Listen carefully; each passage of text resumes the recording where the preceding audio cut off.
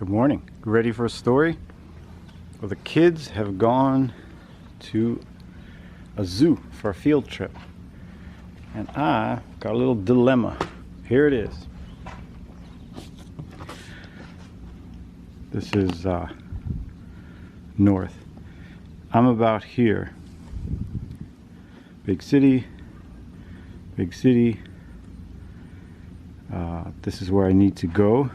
This is a smaller city. In this smaller city, can you see that okay?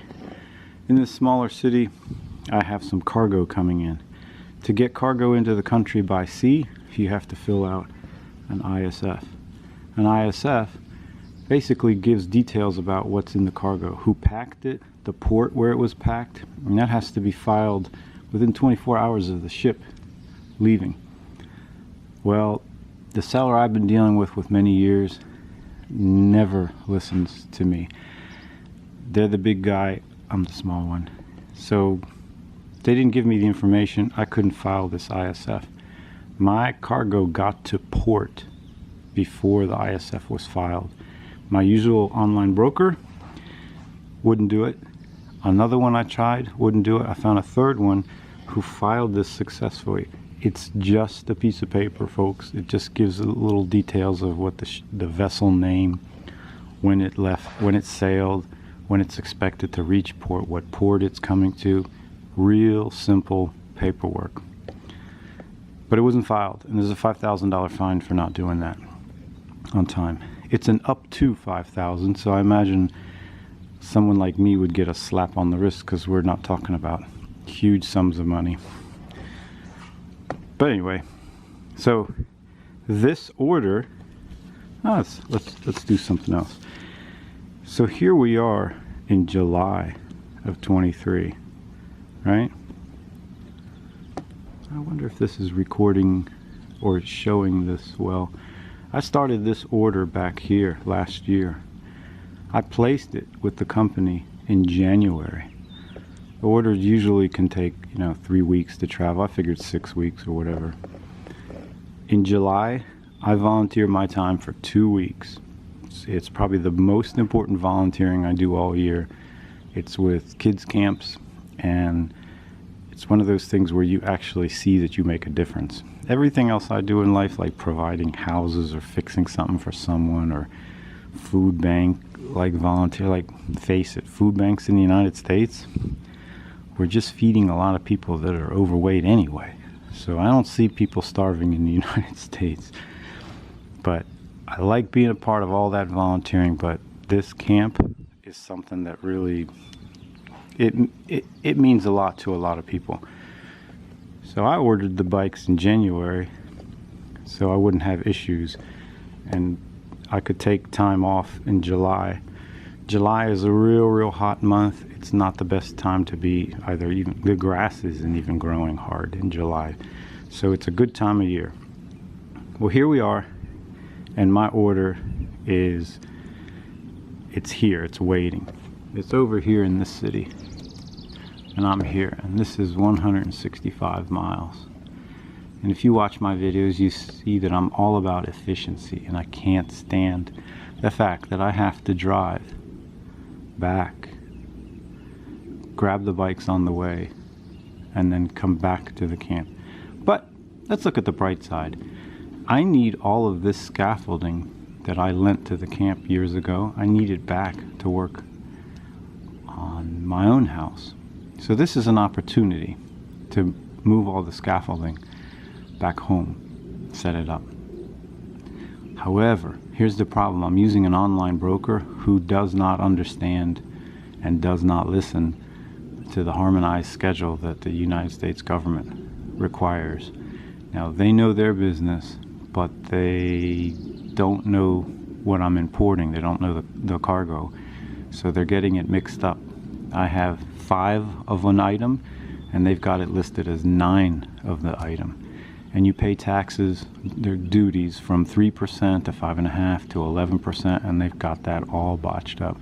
So here I am, I'm going to be paying, as they say in educated circles, through the nose for this. Now, the United States government prefers to all this be done correctly, and that you only pay what you owe, not overpay. I'm going to be overpaying because this person filing the customs clearance for me just doesn't understand the product, which is fine.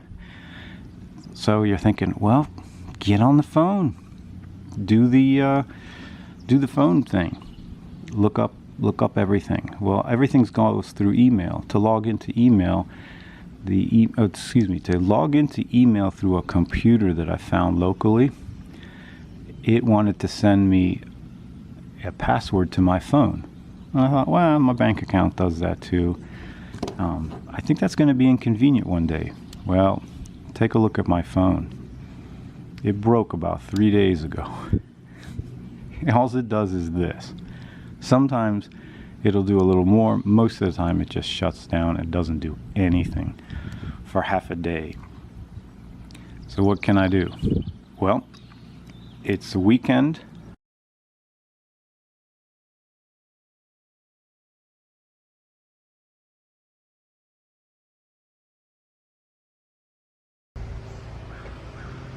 I'm going to go to the closest, it's going to be Best Buy this time, and I'm going to buy what I hope to be like $100 phone, and hopefully I'll be able to use my phone again. Then I'm going to contact the broker and see if I can get them in gear. But then there's another issue. This new broker, I think they subcontract the work to someone else. So picture a bunch of people sitting on their sofas watching TV, eating bonbons, and filling out these forms all around the world. They're outside of the United States as well doing this, which is cool. I like all this technology, I just don't like using it. Anyway, so if I get a phone, and if I can get in touch with the broker, if the broker does the clearance the way I need it to be done, and if I can get the cargo off these ships, then that's fine. And on the way, let's go back to the drawing here. On the way from where I am driving the scaffolding home, scaffolding's flat on the trailer, I will put my cargo on top and continue on, offload everything. I can do my laundry, turn around, I can even visit the food bank, see if I can grab, sometimes they have too many of something, take that too many of something and take it right back up to the camp, and it'll help the camp. All that will be fine. But the broker wants me to use PayPal, and my PayPal account, I don't have much money, and I have a ton of accounts, but none of them have much money. I have all the money needed for this transaction in a regular account, which may or may not be linked to PayPal, and I don't know. I never upload into PayPal. I just use PayPal and then download out of it. I never pay attention. I'm good at separating money. Like, I'll be broke and looking for aluminum cans to sell at the scrapyard. Meanwhile, there's $1,000 that belongs to someone else sitting in the glove box, you know? Like, I don't mix. I try not to commingle. I've done plenty of it in the past, but not in this case. I'm working for someone else, so to speak. You know, this is not necessarily my money. So I got to get through that. If I don't get that done today, that means another 165 miles times 2. I'm not really happy because that costs money and gasoline and time. So I don't know how this is going to work out, but I do know this. It's a nice day. It's not raining yet. It's going to rain later. I'm pretty sure I can find some ice cream to get me started. I'm going to head down to a Best Buy. I'm hoping everything goes well. I can just switch SIM cards in the phone, and this silly phone in all its goofiness will be alright, and everything will be hunky-dory. We shall see.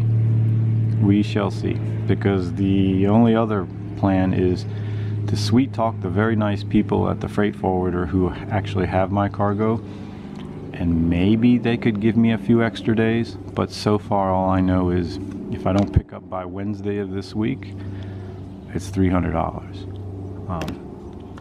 The freight business, they will not hold your things. They want They want stuff coming in and out of their warehouses as fast as possible. So they give you a grace period of like 3 days. Oh well. Let's see how this works out. Yesterday morning I was walking over to unlock this and I use a keep fob. And the keep fob, I'm clicking, nothing. Lights going on, but nothing. So I can't get in. So I'm thinking, what do I do now?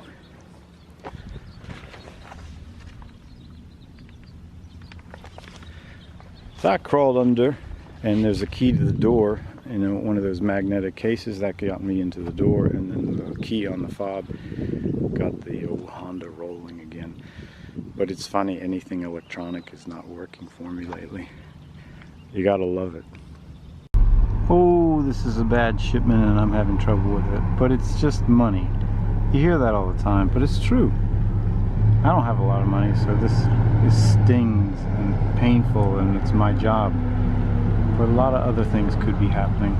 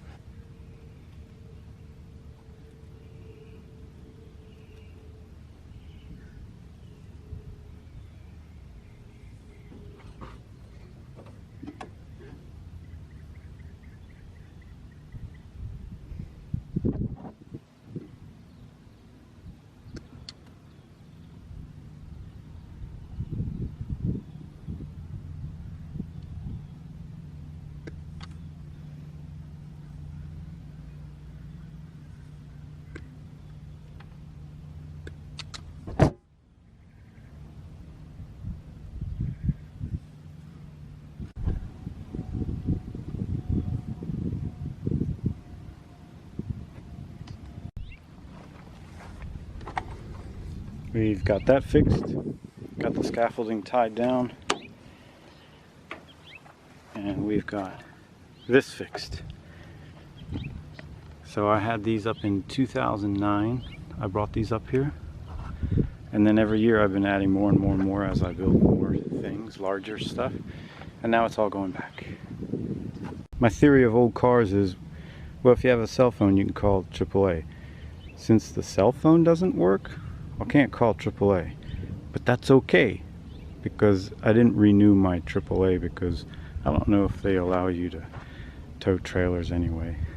So yeah, no problem there. I guess I just got prayers left at this point. Trailer's hooked up, lights are good to go. It's a daytime trip, but I need an oil change. I'm overdue. I think I'm gonna skip it. I'm just gonna go with the ice cream sandwich instead. Off to a good start. The first road I get to is closed, I guess because of the storm. Here's the update. I made it to the store with the new phone. Bought an open package, excellent condition, $107 within Delaware. So I donated $1 to some cause, and there's no state tax in Delaware. Well done, Delaware.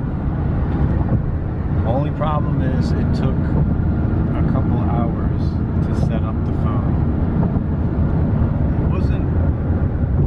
It wasn't behaving well, and I didn't know what I was doing wrong, but I immediately was asking them for help. And there was a girl that was super helpful. I think her name was Abrasia. Not sure. It's a name I hadn't heard before, and I knew I wouldn't remember. But that's okay, because this is the internet, and that's a real person, unlike me. So, tech support, the Geek Squad there, they were able to really dig into the phones, clear them all, and they transferred everything. Everything from text, pictures, to the screen what do you call it? The picture that's on the screen, it all transferred over. Now, I got on the internet and I checked on my customs clearance, and the girl that I spoke with on Friday that was doing the clearance had not responded to me at all. And now it's Monday afternoon. So I put in more text to her, and it's just going nowhere. That person's not paying attention.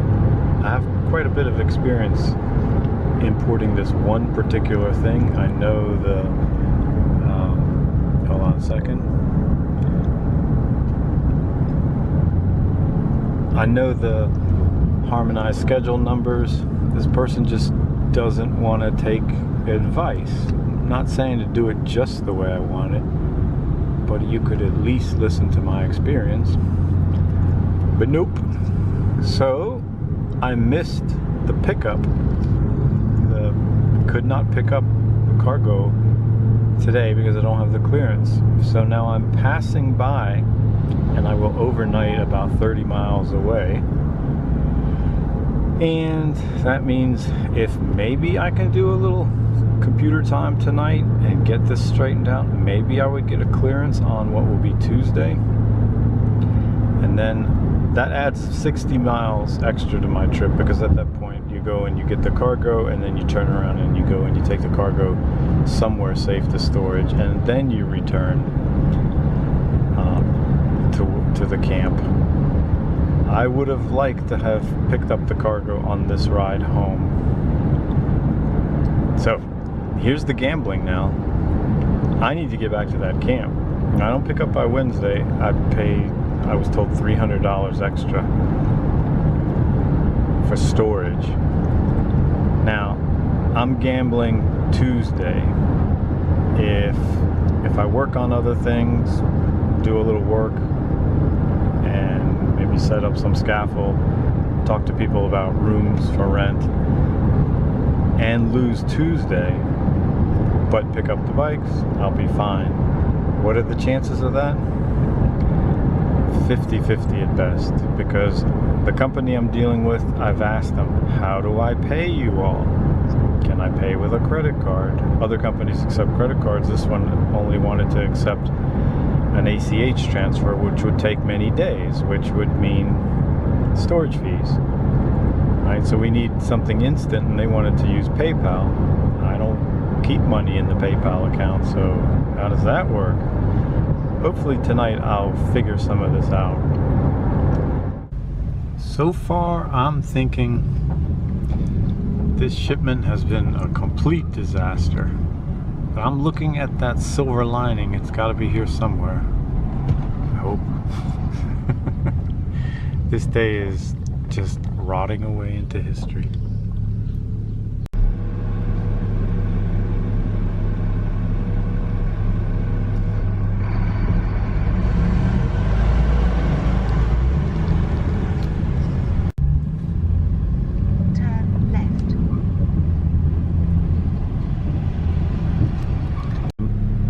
That's Camden Yards ahead of us.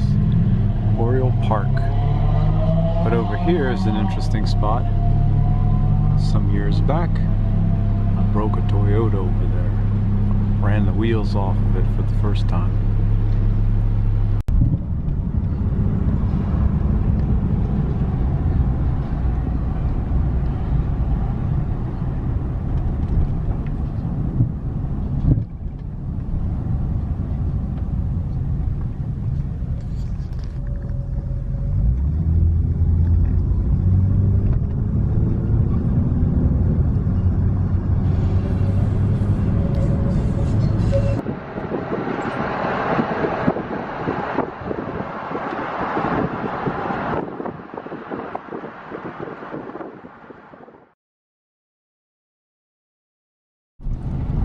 We have a half an hour to get to the freight forwarder.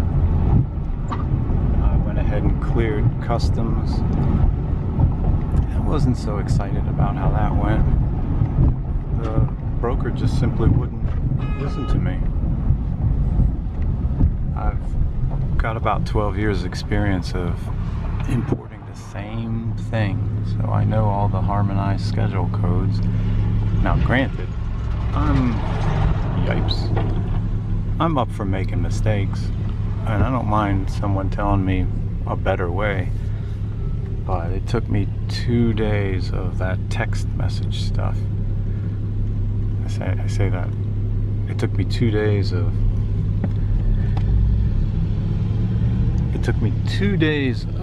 texting or the instant messaging on their website back and forth. I don't know where the broker is located, so what part of the world and all that.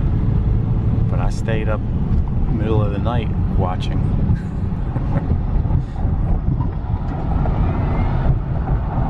Let's hope I get there. I got a bunch of flowers ready for all the girls. Sure, I'll take any delay possible. Why not? Add that to the smorgasbord of bumps and turns that this shipment has had.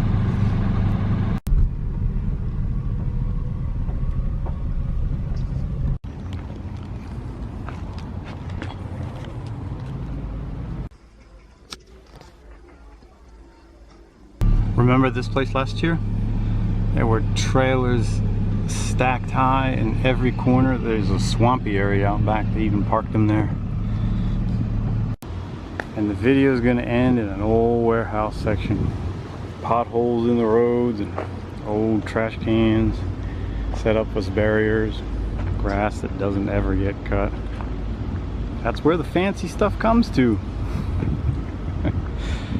Thank you very much for watching. And you know, I don't recommend this. You learn a lot, but it's not a great way to spend your time. But it's a job, and the job's got to be done. Take a look at this. That box there was even with this box here. Whoops. I stopped only once to check the straps, twice to check the straps. It was rush hour, so the highway was mostly stop and go. I took advantage of that. If I'm ever towing a heavy car and I don't have a lot of pulling power, I make sure to go out there when it's rush hour, because we're all going slow. Thank you everyone for watching. This nightmare is put to rest.